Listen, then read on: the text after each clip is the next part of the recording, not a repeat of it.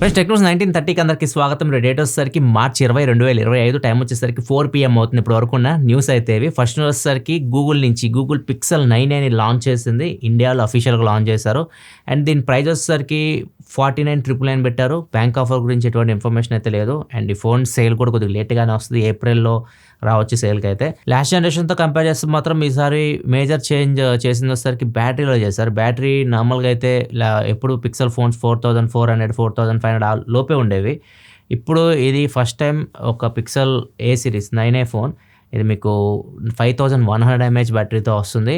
ఇది biggest battery అని చెప్పొచ్చు పిక్సెల్ సిరీస్లో. ఇప్పటి వరకు 5100 mAh బ్యాటరీ ఉన్న ఫోన్ ఏది రాలేదు గూగుల్ పిక్సెల్ ఫోన్స్లో. ఈవెన్ పిక్సెల్ 9 Pro XL కూడా 5060 mAh బ్యాటరీతోనే వస్తుంది. సో ఇదే ఫస్ట్ ఫోన్ 5100 mAh బ్యాటరీతో వస్తుంది. ఇంకా లాస్ట్ జనరేషన్తో కంపేర్ చేసి ప్రాసెసర్ చేంజ్ అయిపోయింది. G3 నుంచి G4కి వచ్చారు. టెన్సర్ ప్రాసెసర్ ఇది 6.1 ఇంచ్ నుంచి 6.3 ఇంచ్ డిస్ప్లేకి వచ్చారు. లాస్ట్ టైం 64 మెగాపిక్సెల్ కెమెరా ఉండేది. ఇప్పుడు 48 మెగాపిక్సెల్ చేంజ్ చేశారు. Main camera front 13 megapixel camera అలానే ఉంచారు. ఈ చిన్న చిన్న చేంజెస్ తీసుకొచ్చారు. ముఖ్యంగా వాళ్ళు బ్యాటరీ మీద ఫోకస్ చేసినట్టు అర్థమవుతుంది. స్క్రీన్ సైజ్ కూడా కొద్దిగా ఇంక్రీజ్ చేశారు. నెక్స్ట్ మనకు పోకో నుంచి పోకో F7 సిరీస్ మార్చ్ 27వ తారీఖు అఫీషియల్గా గ్లోబల్గా లాంచ్ చేస్తున్నారు. అండ్ వీటి ఫొటోస్ బయటకు వచ్చినాయి. మొత్తం 3 ఫోన్స్ వస్తున్నాయి గ్లోబల్గా. Poco F7 Pro, F7 Ultra.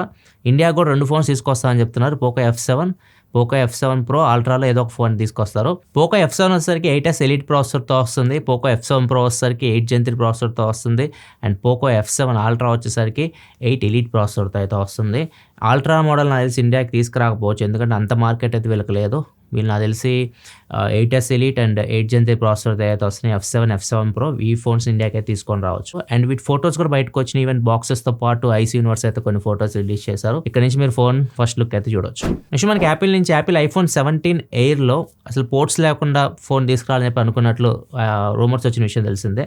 కాకపోతే EU రెగ్యులేషన్స్ వల్ల తీసుకురాలేకపోయారు అని చెప్పేసి కూడా రూమర్స్ వచ్చినాయి. కాకపోతే EU రెగ్యులేషన్స్ వాళ్ళు ఇచ్చిన రిపోర్ట్ ప్రకారం చూసుకుంటే మీరు ఒకవేళ పోర్ట్ ఉన్న ఫోన్ తీసుకొని వస్తే ఏదైనా ఫోన్ కానీ ఏదైనా ఎలక్ట్రానిక్ గ్యాడ్జెట్ యూరోపియన్ కంట్రీస్లో మీరు తీసుకురావాలంటే ఆ పోర్ట్ ఉంటే మాత్రం పోర్ట్ ఖచ్చితంగా Type-C పోర్టే ఉండాలి. మీరు పోర్ట్ లేకుండా తీసుకొని వస్తే మాకేం ప్రాబ్లం లేదన్నట్లుగా EU చెప్తుంది. సో ఫ్యూచర్లో మేబీ యాపిల్ పోర్ట్ లేకుండా ఫోన్ తీసుకొని రావచ్చు. iPhone 17 ఎయిర్ అయితే ఉండదు, ఎందుకంటే iPhone 17 ఆల్రెడీ ప్రొడక్షన్ కూడా స్టార్ట్ అయిపోయి ఉంటుంది. Type-C పోర్ట్ అయితే ఉంటుంది దానికి. నెక్స్ట్ జనరేషన్లో ఏమైనా యాపిల్ ఆలోచించిద్దామని చూడాలి. నెక్స్ట్ మనకి ఇప్పుడు ఓఎస్కి మేజర్ అప్డేట్స్ అయితే ఇస్తున్నారు. One UI 7 బిగ్గెస్ట్ అప్గ్రేడ్ అని చెప్పొచ్చు. One UIలో మీకు సామ్సంగ్ ఫోన్స్లో మిగతా లాస్ట్ జనరేషన్కి 7కి అసలు కంపేర్ చేయలేం, చాలా వరకు చేంజ్ చేసి పడేశారు.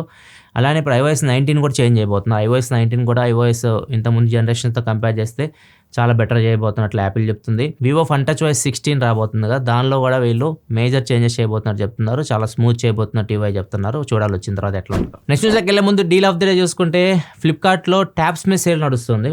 మీరు IPL వస్తుంది కదా, ఒక పెద్ద స్క్రీన్లో మీరు చూడాలనుకుంటే ట్యాబ్స్ ఎక్కువ కొంటుంటారు కదా, అందుకని చెప్పేసి మేబీ ట్యాబ్స్ మీద సేల్ నడుపుతున్నట్లున్నారు.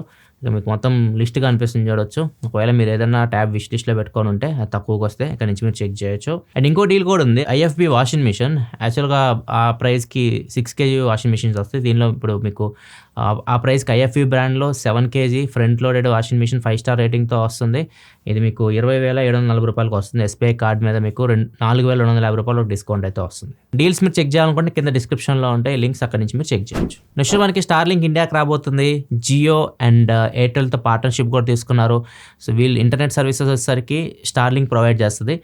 మిగతా ఏవైతే సర్వీసెస్ ఉంటాయో వీళ్ళు కనెక్షన్స్ ఇవ్వడం కానివ్వండి, కస్టమర్ సపోర్ట్ కానివ్వండి, ఎయిర్టెల్ జియో వీళ్ళు చూసుకుంటారు అనమాట.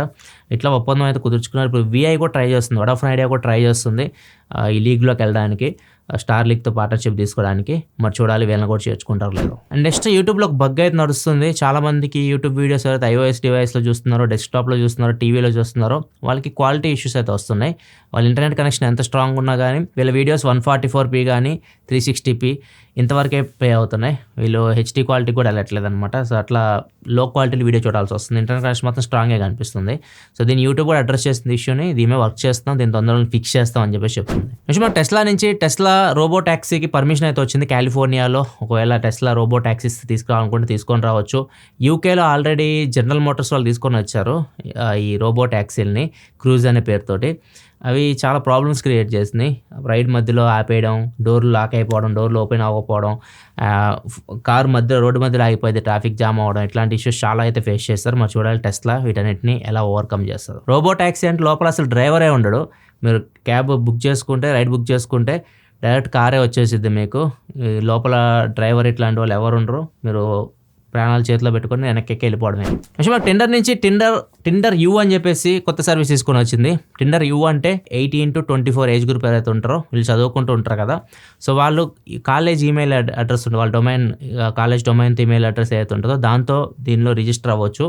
సో అట్లాంటి వాళ్ళకి ఓన్లీ వాళ్ళ ఫ్రెండ్స్ చేసుకోవాలనుకుంటే టిండర్లో కాలేజ్ సంబంధించిన ఎవరైతే రిజిస్టర్ అవుతారో వాళ్ళని కనిపిస్తూ ఉంటాయి అనమాట. సో ఇట్లా ఫేక్ నేర్పారేయచ్చు. ఎవరైతే జెన్యూన్గా ఉంటారో స్టూడెంట్స్ ఉంటారు వాళ్ళు కనెక్ట్ అవ్వచ్చు అన్నట్లు టిండర్ చెప్తుంది. నెక్స్ట్ న్యూస్కి వెళ్ళే ముందు కామెంట్ ఆఫ్ ద డే చూసుకుంటే రవికుమార్ అడుగుతున్నారు 20,000 రూపీస్లో మదర్కి ఫోన్ కావాలి, IP68 అంటే వాటర్ రెసిస్టెంట్ కావాలి, అండ్ దాంతోపాటు మిలిటరీ స్టాండర్డ్ సర్టిఫికేషన్ కూడా ఉండాలంటే ఒకటే ఫోన్ ఉంది 21,999 అట్లా వస్తుంది.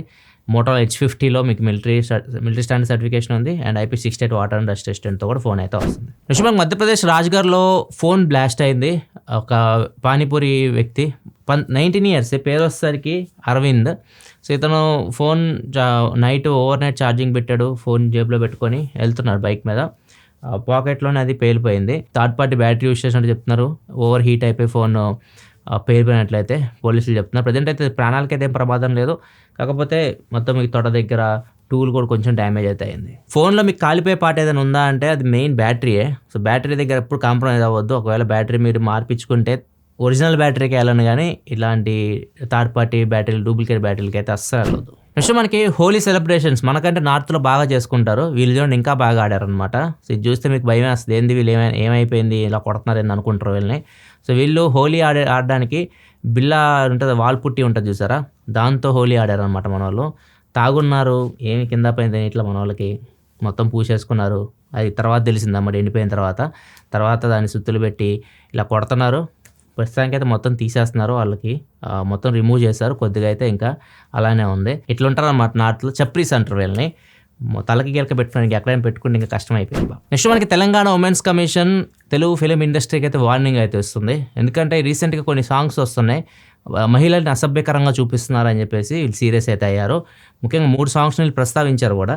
ఫస్ట్ సాంగ్ వచ్చేసరికి మిస్టర్ బచ్చన్ సినిమాలో సితార్ అని చెప్పి ఒక సాంగ్ అయితే ఉంటుంది. దీనిలో బ్యాక్ పాకెట్స్లో చేతులు పెడతారు హీరోయిన్ బ్యాక్ పాకెట్స్లో. సో ఇది అభ్యంతకరంగా ఉందని చెప్పారు. అండ్ ఇంకోటి సెకండ్ సాంగ్ వచ్చేసరికి డాకు మహారాజులో దబిడి దిబిడి. సో దీనిలో దబిడి దిబిడి మీకు తెలిసే ఉంటుంది. సో దీని గురించి ప్రత్యేకంగా చెప్పాల్సిన అవసరం అయితే లేదు. అండ్ రీసెంట్గా రాబిన్ హుడ్ అనే ఒక సినిమా అయితే రాబోతుంది, దానిలో ఒక సాంగ్ అయితే ఉంది. సాంగ్ పేరు వచ్చేసరికి అది సర్ప్రైజ్. సో దీనిలో కూడా కొద్దిగా వల్గారిటీగా స్టెప్స్ అయితే ఉన్నాయన్నమాట. సో మీరు సమాజానికి ఏమి మెసేజ్ ఇస్తున్నారు అసలు, ఇట్లాంటి స్టెప్స్ ఏంది అసలు, ఇవి కొద్దిగా రెస్పాన్సిబిలిటీగా ఫీల్ అవ్వండి. సినిమా అనేది దీని మీద సమాజం మీద ఎక్కువ ప్రభావం అయితే చూపిస్తూ ఉంటుంది. సో కొద్దిగా ఉమెన్స్ని డిగ్నిటీగా చూపించండి, ఇట్లా చేయకండి అని చెప్పేసి వార్నింగ్ ఇచ్చారు. ఇట్లాంటి రిపీట్ అయితే చర్యలు తీసుకుంటామని చెప్పేసి కూడా చెప్పారు. ఈ 3 సాంగ్స్కి ఒకటే కొరియోగ్రాఫర్ శేఖర్ మాస్టర్. ఇది ఫ్రెండ్స్ పడుకుంది న్యూస్ అయితే. ఎపిసోడ్ వస్తే లైక్ చేయండి, మరిన్ని వీడియోస్ కోసం మన ఛానల్ సబ్స్క్రైబ్ చేసుకొని ఫాలో అవుతుండండి. మళ్ళీ మనం రేపటి టెక్ న్యూస్తో కలుద్దాం. సెలవు, బాయ్.